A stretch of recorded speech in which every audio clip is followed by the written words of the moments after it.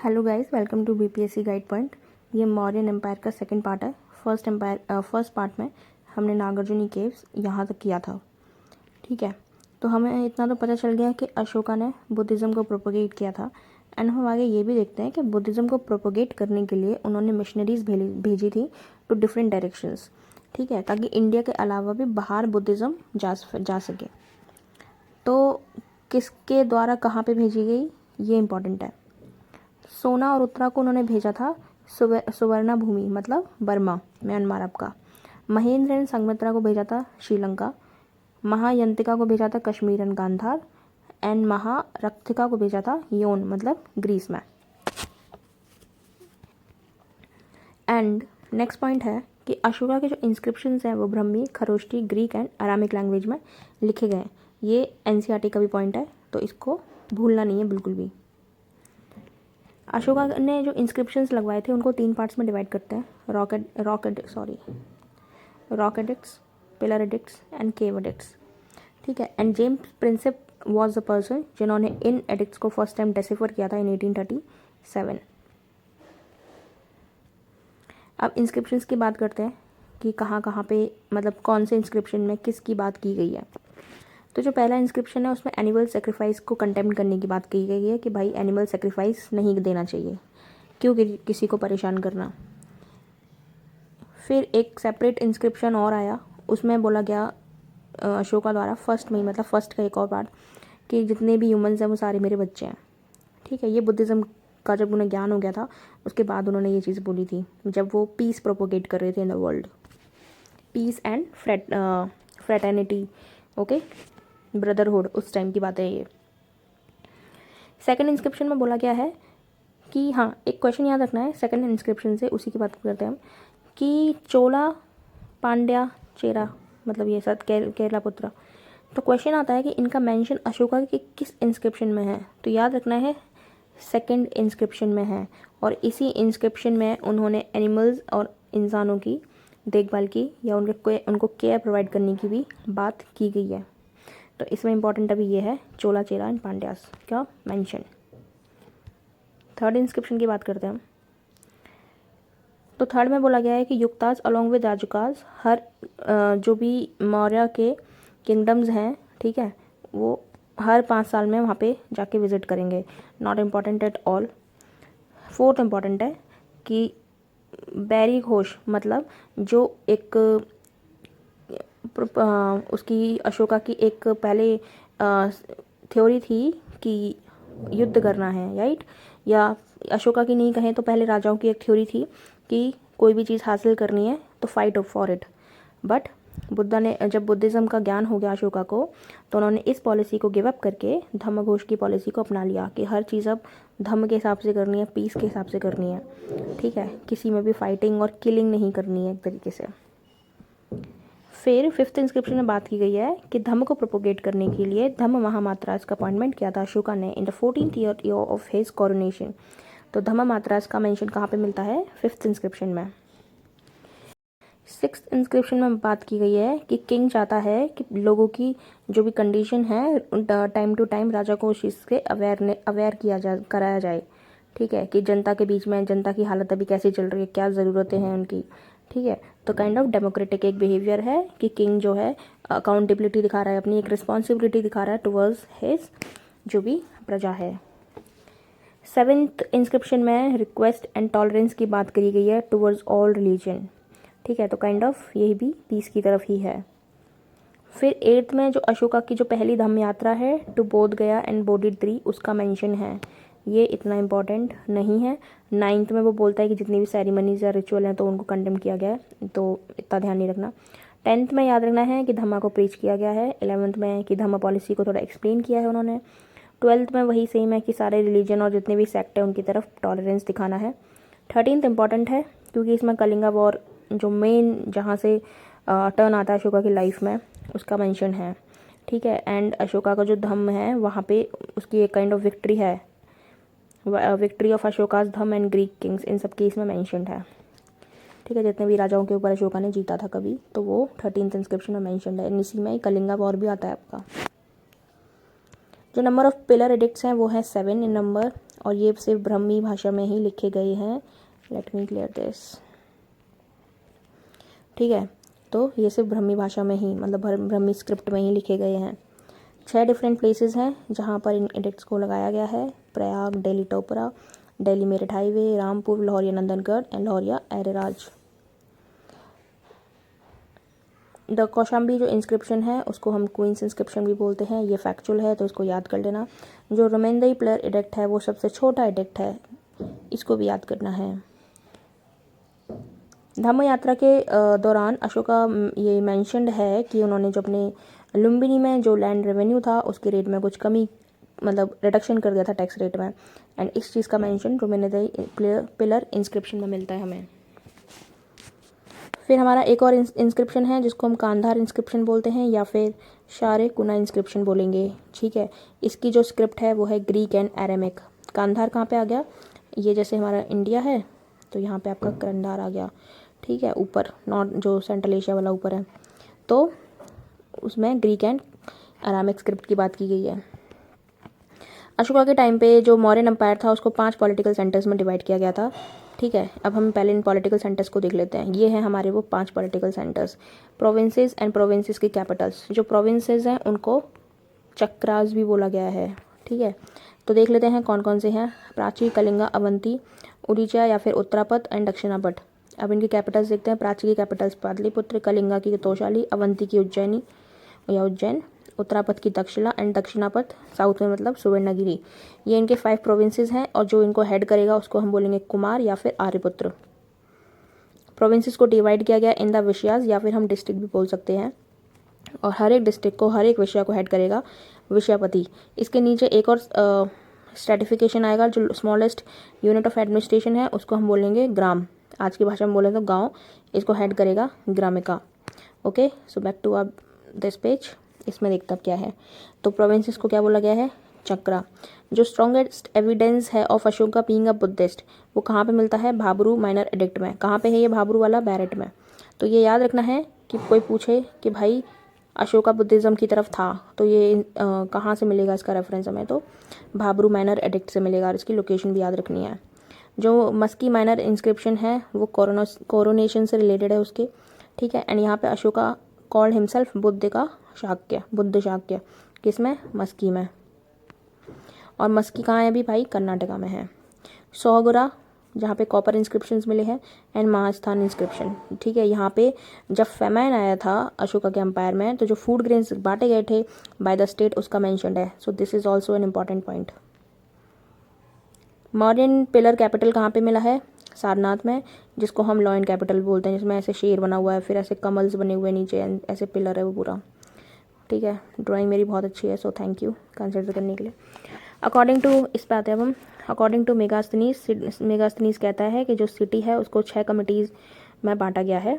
ठीक है, एंड उसको उस तरीके से एडमिनिस्ट्रेट किया जाता है। मतलब कि कमिटी कितनी है, 6, हर कमेटी में कितने मेंबर्स हैं, 5, तो टोटल एडमिनिस्ट्रेटर्स कितने हो गए, 30।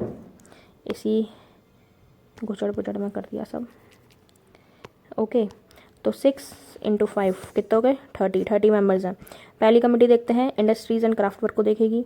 सेकंड देखते हैं फॉरेनर्स को देखेगी, मतलब फॉरेनर्स आए हैं तो उनकी केयर गिविंग भी तो होगी ना प्रॉपर, अच्छे से खातिरदारी।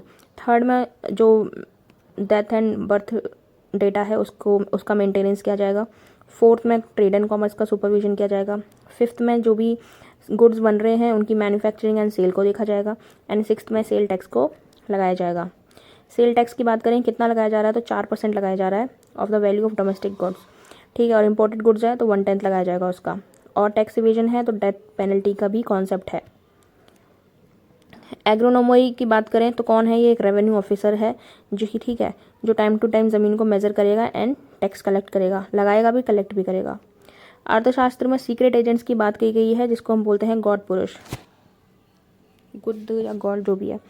ठीक है, स्टेशनरी कुछ डिटेक्टिव्स हैं। अब देखो, हाँ, जो एजेंट हैं वो 2 तरीके के हैं। एक तो होंगे जो एक ऑफिस में बैठ के काम करेंगे, ठीक है, ऑफिस वर्क। एक होंगे फील्ड वर्क वाले जो अलग अलग जगह जाके एक्चुअल में ग्राउंड वर्क वाला काम करेंगे।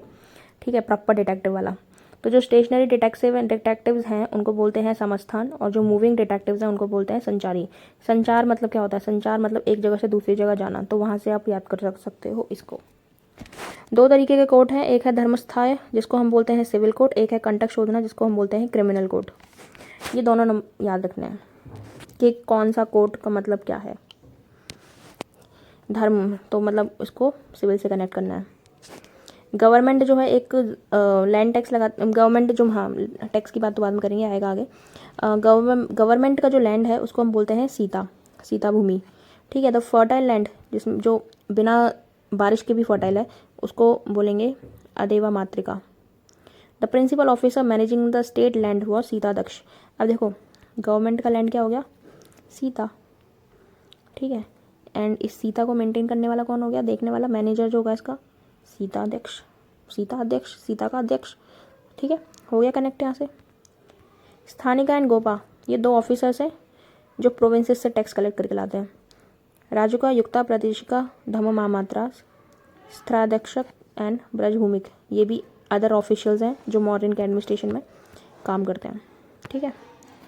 सेंट्रल एडमिनिस्ट्रेशन की बात करें तो काफ़ी सारे डिपार्टमेंट्स में डिवाइड किया हुआ है, उसको भी तीर्थ बोलते हैं उसको, या फिर डिपार्टमेंट बोल लो।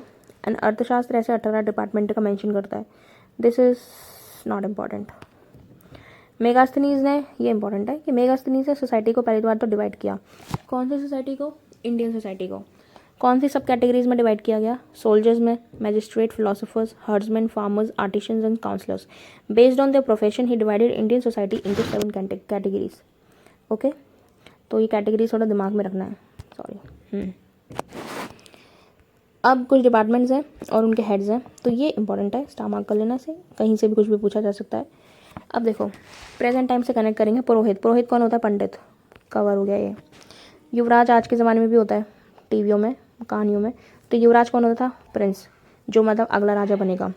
ठीक है, ये भी कवर हो गया। सेनापति तो पता ही है सबको, फौज को संभालने वाला, सेना का सेना लीडर जो है सेनापति। अभी हम सीता अध्यक्ष को देखते हैं। अभी हमने पढ़ा था सुपरवाइजर ऑफ एग्रीकल्चर, जो एग्रीकल्चर लैंड है उसका सुपरवाइजर हो गया सीता अध्यक्ष। ठीक है, ये भी हो गया हमारा। अब पढ़ते हैं ऊपर से। समहारता मतलब रेवेन्यू कलेक्टर, जो रेवेन्यू कलेक्ट करेगा। सन्निधात मतलब ट्रेजरी हेड, कोष का हेड होगा। लक्षण अध्यक्ष कॉइन मिल्टिंग, क्या करेगा ये? कॉइन्स को मिंट करेगा, उसका अधिकारी है ये। ठीक है। अकाराध्यक्ष माइनिंग ऑफिसर ये। प्रादेशिका सिविल कोर्ट में जो चीफ जस्टिस होगा उसको प्रादेशिका बोलेंगे। पान्याध्यक्ष मतलब जो कॉमर्स डिपार्टमेंट का हेड होगा। ठीक है। व्यवहारिका मतलब सिविल कोर्ट का जो चीफ जस्टिस है। ये दोनों याद रखना है, प्रादेशिका एंड व्यवहारिका, दोनों कोर्ट से रिलेटेड है, बट एक सिविल कोर्ट का है, एक क्रिमिनल कोर्ट का है। देखो सिंपल सी बात है, ऐसे याद रख लो। व्यवहारिका, व्यवहार, अब सिविल कोर्ट में जाते हैं, अब छोटे मोटे मैटर ही जाते हैं वहाँ पे, मतलब वैसे क्रिमिनल तो जाता ही नहीं है वहाँ पे। तो यहाँ कभी कभी व्यवहार से भी आपकी चीज़ें बन जाती हैं। ठीक है, कंसिलेशन हो जाता है, ऐसे थोड़ा लिंक कर लेना ताकि याद रहे। करमंतिका इंडस्ट्रीज एंड कॉमर्स को देखेगा ये आदमी। दंडपाल पुलिस, दंड कौन देता है? पुलिस देती है ना, हाथ में डंडा रहता है तो पुलिस का डंडा। ठीक है। विविध अध्यक्ष ये पैस्चर्स को देखेगा। अंतपाल बॉर्डर्स को गार्ड करेगा। सुनाध्यक्ष स्लॉटर हाउस ऑफिसर होगा। एंड गणिक अध्यक्ष हेड ऑफ प्रोस्टिट्यूट्स। तो ये पूरा याद ना रखे तो एटलीस्ट इतना याद कर लो 17 में से कि एलिमिनेट कर पाओ। स्पेशली ये जो समहारता और सन्नी दत्ता ना, ये साथ में आएंगे ऑप्शंस में, तो इनका थोड़ा दिमाग में रखना है कि समहारता रेवेन्यू को देखेगा एंड सन्नी दत्त ट्रेजरी को देखेगा। कौटिल्य के हिसाब से the officer commanding the cavalry in modern administration, उसको बोला गया है अश्व अध्यक्ष। अब देखो कैवलरी जा रही है, घोड़ा जा रहा होगा उसमें, तो अश्व आ गया घोड़ा, तो वहाँ से कनेक्ट कर लो।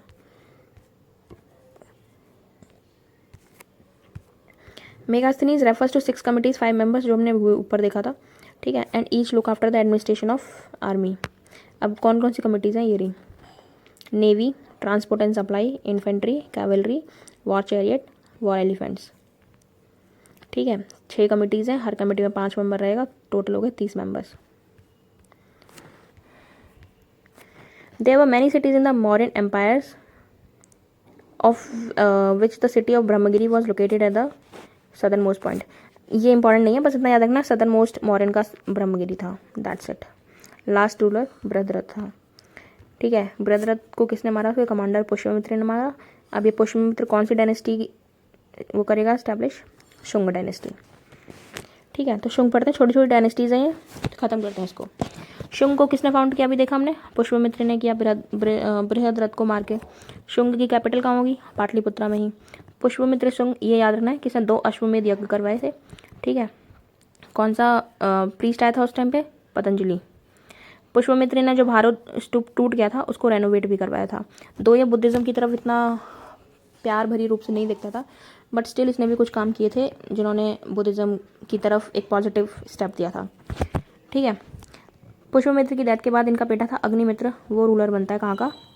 शुंग डायनेस्टी का। अब ये हटाओ। 14th year of his rule Heliodorus an ambassador of कहाँ का? यवन रूलर का, एंड उसने गरुड़ पिलर लगवाया in the honour of Vasudeva in Vidisha. ये याद रखना है कि हीलियोडोरस आया था, उसने गरुड़ पिलर लगवाया था कहाँ पे? विदिशा में, इन द ऑनर ऑफ किसके? वसुदेव के। कान्वू डायनेस्टी। अब एक और डायनेस्टी की बात करते हैं, ये भी बहुत छोटी सी है, इसका नाम है, कौन सी है? कान्वू डायनेस्टी। द लास्ट रूलर कौन है? देवभूति, हु वॉज असोसिनेटेड बाय किसने? वसुदेव ने जब इसको मारा तब कान्वू डायनेस्टी स्टैब्लिश हुई। तो Kanva dynasty was establish by Vasudeva. ये स्टैब्लिशर इनके याद रखना है। अब कौन कौन से इसके रूलर आए, नॉट इम्पॉर्टेंट। नेक्स्ट मूव करते हैं हम सातवाना पे। ये काफ़ी इंपॉर्टेंट डायनेस्टी है, इसमें कुछ ज़रूरी इंपॉर्टेंट रूलर्स भी आएंगे। सातवाना डायनेस्टी फाउंड किसने की? सिमुक ने फाउंड की। जो कान्व का जो लास्ट रूलर था सुशर्मन, उसको मार के। कैपिटल कहाँ है इनकी? प्रतिष्ठाना, ठीक है, महाराष्ट्र के अंदर। ये दक्कन वाले एरिया में रहेंगे, तो थोड़ा इमेजिन कर लेना। अब इनके ये कुछ राजा हैं, याद रखने की इतनी ज़रूरत नहीं है। गौतमीपुत्र शतकर्णी, हाँ ये जो राजा है ना, जैसे गौतमीपुत्र, वशिष्ठपुत्र, चंद्रगुप्त आएगा आगे भी, ठीक है। तो इसमें से जो गौतमीपुत्र शतकर्णी है उसको बोला गया है लॉर्ड ऑफ द वेस्ट, और इसने 2 अश्वमेध यज्ञ भी करवाए एंड 1 राजसूय भी करवाया है। सातवाना रूलर्स की करेंसी की बात करें तो सिल्वर में थी, कॉपर में थी और लेड में, याद रखनी है। लेड में किसी की नहीं थी, इनकी थी। तो लेड अगर कॉइन्स में कहीं पे आ रहा है तो बिना देखे सातवाना मार देना। Satavahana rulers were the first who introduce lead coins. आ गया ना वही पॉइंट। तो ये जो एक्सेप्शंस होते हैं ना, इनको दिमाग में रखना, यहीं से पॉइंट होते हैं जो एलिमिनेट करते हो आप। क्वेश्चन में अगर 4 पॉइंट हैं तो ज़रूरी नहीं है आपको वो 4 पता होने चाहिए, बस आपको इतना पता होना चाहिए कि इसमें से कौन सा गलत है। गलत पता होगा, आप सही की तरफ धीरे धीरे पहुंच जाओगे। एंड समटाइम्स ऐसा होता है कि अगर 1 पॉइंट आपको गलत पता है तो उसी से पूरा क्वेश्चन सॉल्व हो जाता है, आपको वो 3 सही पता करने की ज़रूरत नहीं है। तो ये वैसा ही पॉइंट है एक। जब बुद्धिज़्म जैनिज़्म आया था तो जो ब्राह्मणिज़्म है वो थोड़ा डाउन फेज में चला गया था, बट सातवाना डायनेस्टी आने के बाद फिर से जो ब्राह्मणिज़्म की तरफ जो प्यार प्रेम था वो फिर से ऊपर उछल के आया था। तो सातवाना डायनेस्टी ने एक चीज़ स्टार्ट की थी, donation of land to Brahmans, ठीक है। तो इससे क्या हुआ था, जो सांस्कृताइजेशन जो प्रोसेस डिमिनिश हो गया था वो फिर से अब राइज पे था। ओके, सातवाना की लैंग्वेज थी प्राकृत एंड इनको लिखते थे ब्राह्मी स्क्रिप्ट में। इन्होंने चैत्य, अजंता, एलोरा केव्स, इन सब की तरफ अपना कंट्रीब्यूशन दिया है। इनका अगर बुद्धिज़्म की तरफ टिल्ट था तो इन्होंने कौन से आर्किटेक्चर को प्रमोट किया, कौन से स्टाइल ऑफ आर्किटेक्चर को प्रमोट किया, तो वो था अमरावती स्टाइल ऑफ आर्किटेक्चर। सीधा पूछा जाएगा, 3 आर्किटेक्चर स्टाइल है हमारे, अमरावती, गांधार एंड मथुरा। उसमें जो अमरावती है वो किसका है? सातवानास का। सातवाना रूलर्स को हम लॉर्ड ऑफ दक्षिणापद भी कहते हैं। हमारे कहाँ पे आ रहे हैं? ये इस वाले रीजन में आ रहे हैं, तो दक्षिण, साउथ।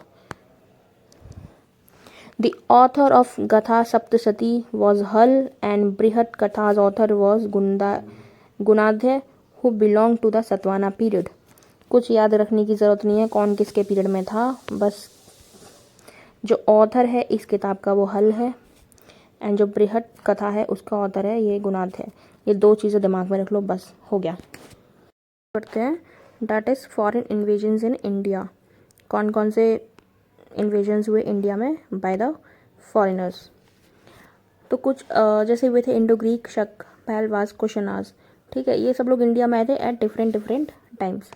तो सबसे पहले इंडिया को किसने इन्वेड किया? इंडो ग्रीक ने। रूलर कौन था? डेमेट्रियस ओके, दारा फर्स्ट कब 183 BC में, एंड इन्होंने अपनी कैपिटल क्या बनाई, शकल। आए इंडिया में, इंडिया में आके शक्ल बना रहे हैं याद रखो, ख़त्म। हाँ, ये याद रखना है कौन आया था लिस्ट में, तो इंडो ग्रीक सबसे पहले आए थे। जो most famous Indo Greek ruler है वो है मेनेंडर, ठीक है। एंड ये जो शक्ल है ना, ये आपका सियालकोट है, ओके।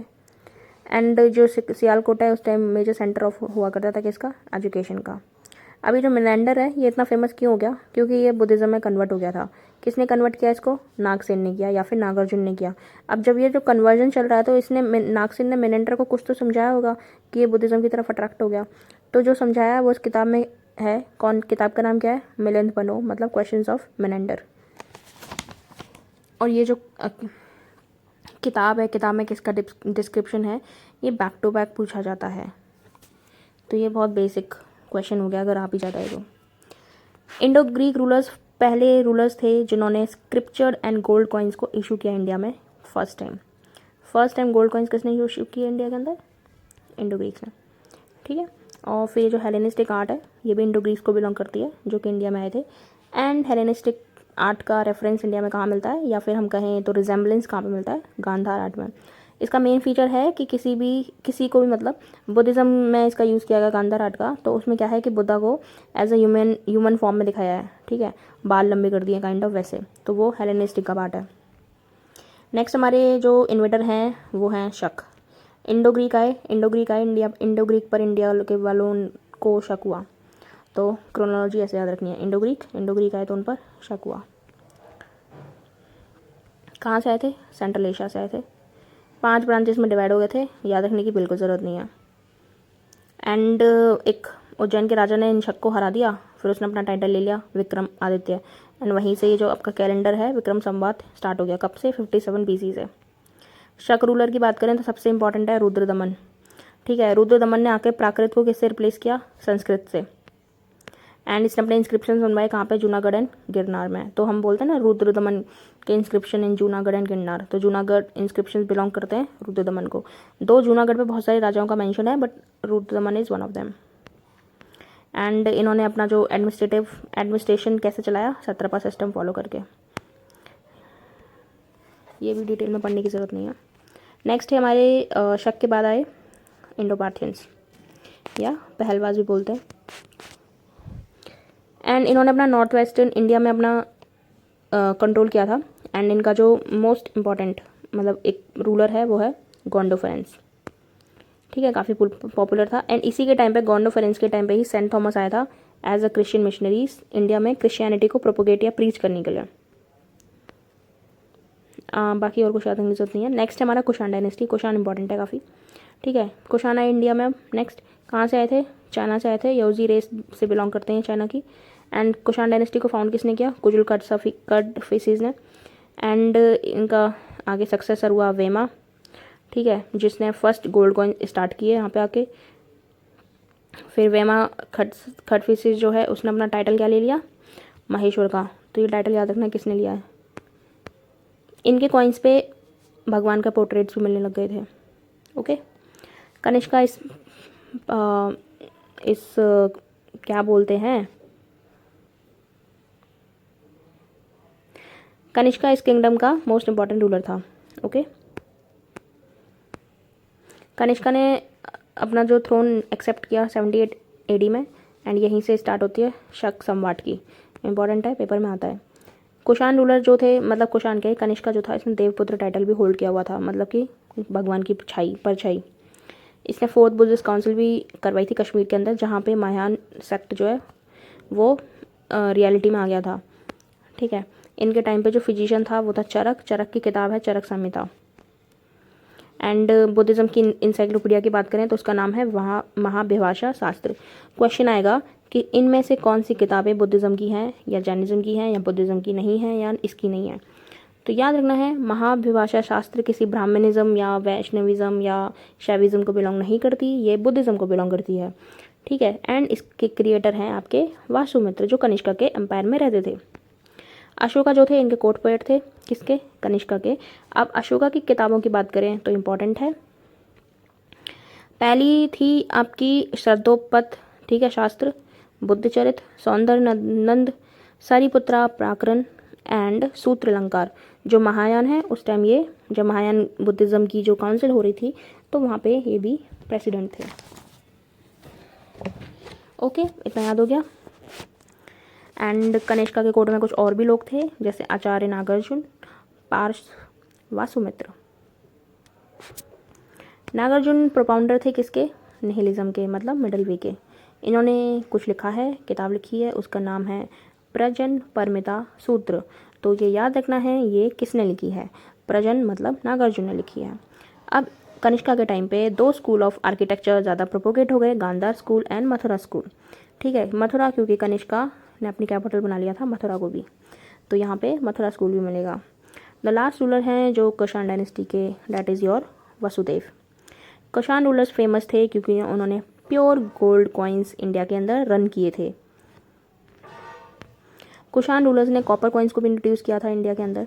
एंड जो टाइटल्स जो थे कुषाण रूलर्स ने, क्योंकि इन लोगों का एक थीम था कि राजाओं का पुराने में, कि अगर अपनी पावर को दिखाना है, शो करना है विदाउट सेइंग एनीथिंग, या एक होता है ना एक अथॉरिटी दिखानी है, तो अपने नाम के आगे एक बड़ा सा टैग लगा लो।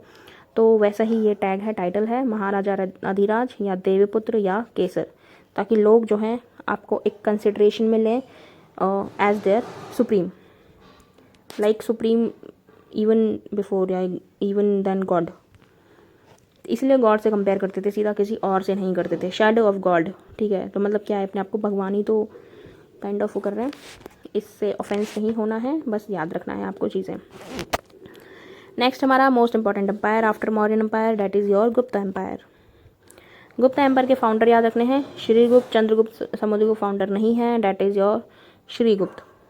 श्रीगुप्त के बाद एक और आते हैं इनके राजा, घटोत्कच। इनकी जो कैपिटल है आपकी वो है Pataliputra, same as Mauryan empire. Chandragupta first इनके पहले, मतलब एक इम्पॉर्टेंट राजा है। टाइम पीरियड याद रखने की ऐसा नीड नहीं है। ये इन्होंने सबसे पहले टाइटल लिया, मतलब गुप्त एम्पायर में इन्होंने सबसे पहले टाइटल लिया महाराजा धीराजा का। लिच्छवी प्रिंसेस से इन्होंने शादी कर ली। इन्होंने गुप्त संवाद स्टार्ट किया 1980 से। अब नेक्स्ट राजा आएंगे समुद्रगुप्त। समुद्रगुप्त को बोला गया नेपोलियन ऑफ इंडिया, याद रखनी है चीज़ें। इन्होंने 9 राजाओं को तो नॉर्थ में हराया, 12 राजाओं को साउथ में हराया, तो इसलिए नेपोलियन बोल दिया कि भाई ये तो हरा रहा क्या रहा है। ठीक है, फ्रेंच से कंपैरिजन है।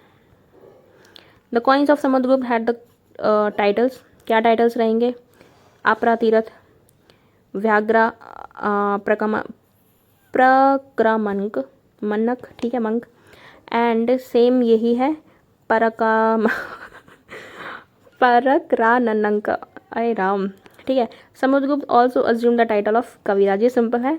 अब ये जो अजीब अजीब से नाम है, व्याघ्रा, प्राक्रमंक एंड प्राक्रना का जो दोनों नाम है ये प्लीज़ याद रख लेना, मंक मंक से याद रख लेना। एंड कविराज भी किसको बोला गया है? समुद्रगुप्त को। नेक्स्ट है हमारा पॉइंट कि इनके फॉरेन मिनिस्टर्स होते थे, क्योंकि एडमिनिस्ट्रेशन चलाना है तो मिनिस्टर्स होंगे, राइट। तो फॉरेन मिनिस्टर जो होगा उसको बोलेंगे संधि विहाग्रक, मतलब जाएगा बाहर संधि करके आएगा। राजकवि है इनके पास हरिसेन। ठीक है, समुद्रगुप्त ऑफर्ड प्रोटेक्शन किसको? मॉन्क को, बुद्धिस्ट मॉन्क को दी, मतलब वासुबंधु को इन्होंने प्रोटेक्शन ऑफर की थी। एंड समुद्रगुप्त के जो सक्सेसर हैं आपके वो हैं चंद्रगुप्त 2। समुद्रगुप्त पहले ऐसे गुप्ता किंग थे जिन्होंने क्या अज्यूम किया टाइटल? परम भगवत। याद रखना है, ये परम भगवत किसका टाइटल था? समुद्रगुप्त का था। अब एक और चीज़ है, अगर कोई राजा चल रहा है कहीं पे, ठीक है, तो ज़रूरी नहीं ना कि उस टाइम प्रेजेंट में से वही है, उसके कंटेम्प्रेरी भी तो राजा चल रहे हैं, कुछ कंटेम्प्रेरी में डायनेस्टीज चल रही हैं। ऐसे ही समुद्रगुप्त के कंटेम्प्रेरी किंग जो थे साउथ इंडिया के अंदर वो हैं धनंजय, नीलराज, उग्रसेन, विष्णुगोपा। विष्णुगोपा होंगे कांची में, उग्रसेन होंगे पलक में, नीलराज होंगे अवमुक्त में, एंड धनंजय होंगे कुष्टालपुरा में। ये सारे साउथ के ही हैं, छोटे छोटे। चंद्रगुप्त 2 की बात करते हैं। उनके टाइम पे एक चाइनीज ट्रैवलर आएगा जिसका नाम है फाइयान। आफ्टर डिफीटिंग द शख्स ही अज्यूम द टाइटल ऑफ सकारी और सिल्वर कॉइन्स इशू कर दिया। चंद्रगुप्त 2 ने एक और टाइटल अज्यूम किया, किसका? परम भगवता का। इन्होंने भी ले लिया, पीछे नहीं रहना। कुमारगुप्त आएंगे, अब किसको सक्सीड करेंगे? चंद्रगुप्त 2 को। कुमारगुप्त एक इंपॉर्टेंट काम करेंगे, वो नालंदा यूनिवर्सिटी को इस्टेब्लिश करेंगे, तो ये इंपॉर्टेंट है आपका। ठीक है। चंद्रगुप्त, अब इतना याद नहीं रखना कि कौन किसका बेटा था, सेकंड सन था, फर्स्ट सन था, ठीक है, नन ऑफ आवर बिजनेस। हम आगे मूव करते हैं। कुमारगुप्त कब कौन सक्सीड करेगा? स्कंदगुप्त।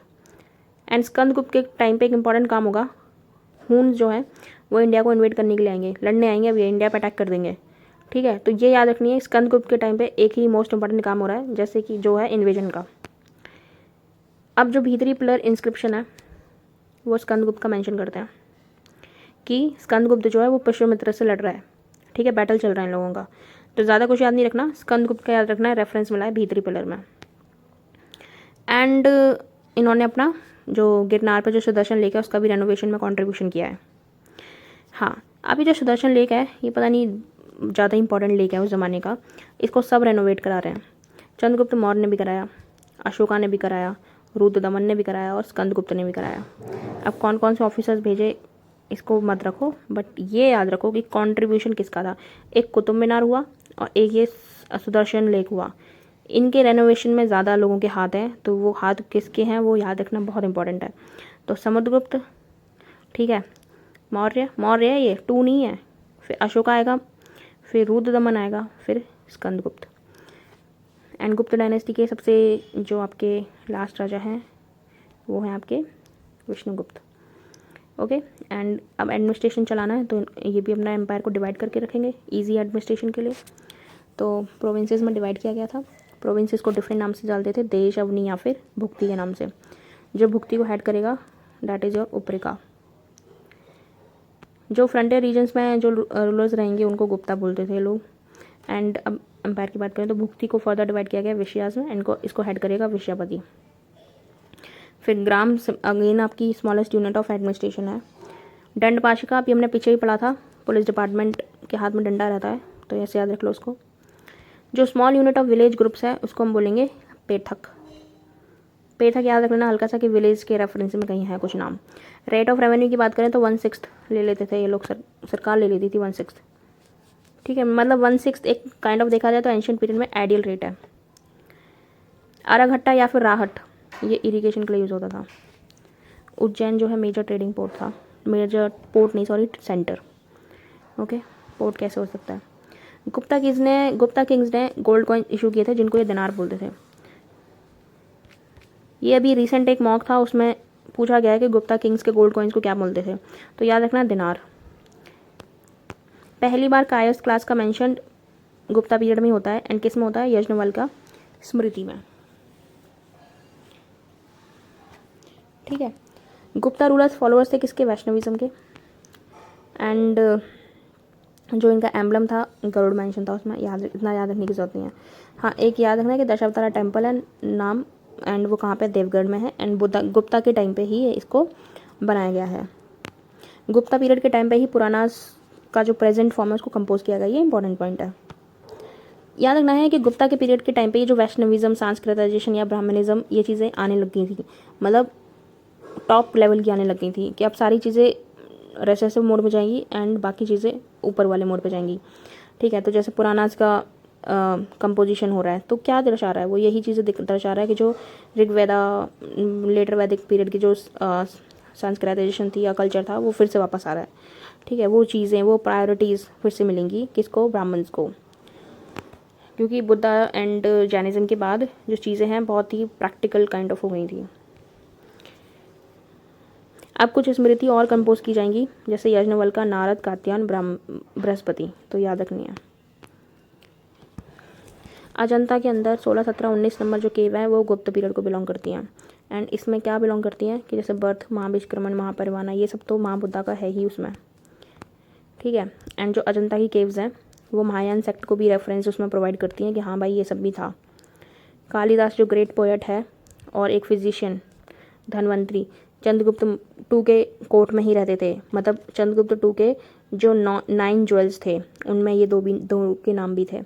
आर्यभट्ट आपके मैथमेटिशियन थे और उनके टेक्स्ट देखे तो आर्यभट्टिया एंड सूर्य सिद्धांत, ये इंपॉर्टेंट है।